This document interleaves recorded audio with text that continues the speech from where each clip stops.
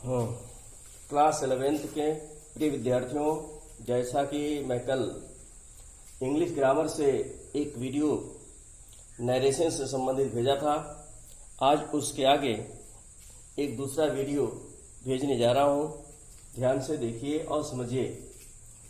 कल मैंने बताया था चेंजिंग ऑफ टेंस में परिवर्तन का पहला रूल बताया था। उस रूल के अंतर्गत यह बताया गया था कि यदि रिपोर्टिंग वर्ब प्रेजेंट टेंस या फ्यूचर टेंस में होती है, रिपोर्टेड स्पीच के टेंस में कोई परिवर्तन नहीं होता है। पर्सन में परिवर्तन तो होगा, हर हाल में होगा।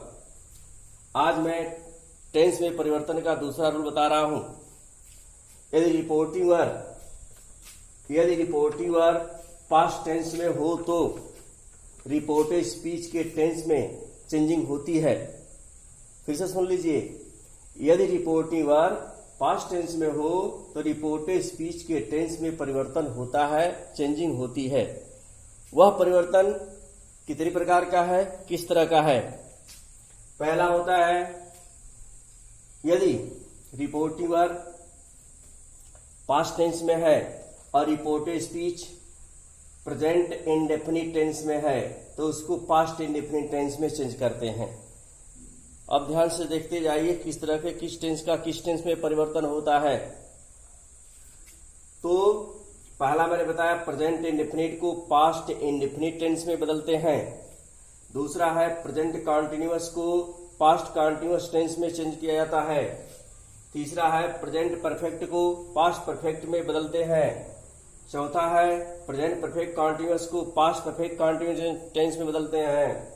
पांचवा है पास्ट इंडेफिनिट को पास्ट परफेक्ट में चेंज करते हैं। और छठवां है पास्ट कॉन्टिन्यूअस को पास्ट परफेक्ट कॉन्टिन्यूअस टेंस में बदल देते हैं। और सातवां है पास्ट परफेक्ट में नो चेंजिंग, कोई परिवर्तन नहीं किया जाता है।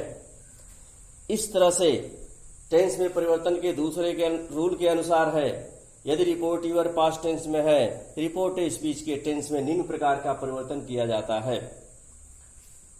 एग्जाम्पल के अनुसार, एग्जाम्पल से आप समझ सकते हैं किस तरह से परिवर्तन किया जा रहा है, डायरेक्ट से इनडायरेक्ट कैसे बनाया जा रहा है। पहला एग्जाम्पल है डायरेक्ट में, he said I shall teach you English. यदि रिपोर्टिंग वर्ब सेड है तो वो पास्ट टेंस में हो गया। तो सेड है तो इनडायरेक्ट स्पीच जब बनाएंगे तो सेड का सेड लिखेंगे, तो इसका इनडायरेक्ट स्पीच बनेगा I said that he would teach. अब यहां यू जो है सेकंड पर्सन में है तो सेकंड पर्सन बदलेगा रिपोर्टिंग वर्ब के ऑब्जेक्ट के अनुसार। क्योंकि ऑब्जेक्ट इसमें नहीं है, जब ऑब्जेक्ट नहीं है तो आप जो है मी या हिम मान सकते हैं।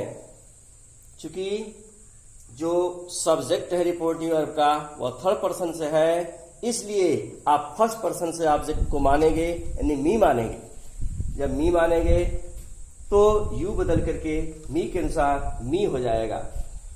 तो इस तरह से बन गया ही सेड दैट ही वुड। देखिए एक चीज और ध्यान देना है, टेंस में परिवर्तन होगा। आई के साथ शैल का प्रयोग किया गया है। जब इनडायरेक्ट बदलेंगे तो आई तो चेंज हो जाएगा, ही के अनुसार तो ही हो जाएगा।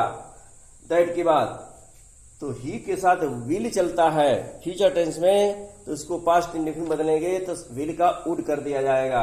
तो he would teach me English. इस तरह से पहला एग्जाम्पल हुआ। दूसरा एग्जाम्पल है she said to me it may rain today. Said to को टोल्ड में चेंज करेंगे। She told me that, connective word that का प्रयोग करेंगे, नॉट कामास को या कामा को हटा देते हैं। तो she told me that it, चूंकि थर्ड पर्सन में आता है इट तो इट रहेगा। मे का पास्ट टेंस माइट हो जाता है और टुडे का दैट डे कर देते हैं। तो इन डायरेक्ट में she told me that it might rain today और नॉट ए कामास को हटाते हैं। तीसरा एग्जांपल है we said to him we do not play a match. इसको चेंज करेंगे इनडायरेक्ट में, सेड टू को टोल्ड बदलेंगे, होगा we told him that we mistake हुआ। डू नॉट है प्रेजेंट इंडेफिनिट टेंस का नेगेटिव है, तो जब चेंज करेंगे तो पास्ट इंडेफिनिट का नेगेटिव बनेगा। तो did not play a match. इस तरह से बन जाएगा आपका indirect. We told him that we did not play a match. अब जो है चौथा एग्जाम्पल है, he said I like this song.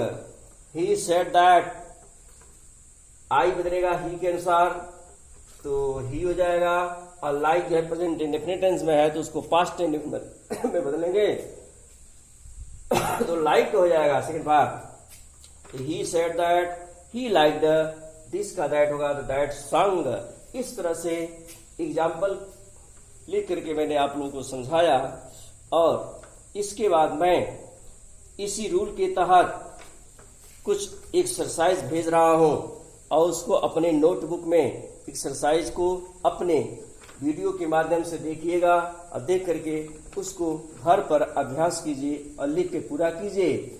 और इसके बाद इसके आगे ग्रामर में, नरेशन में क्या पढ़ाया जाएगा, कल उसका मैं दूसरा वीडियो भेजूंगा। हम लोग विद्यालय प्रशासन की तरफ से ये अक्सर प्रयास कर रहे हैं कि हम लोग अधिक से अधिक अपने बच्चों से जुड़ें, और जो भी शिक्षण संबंधी कार्य है उसको अपने बच्चों के पास भेजें। थैंक यू, धन्यवाद।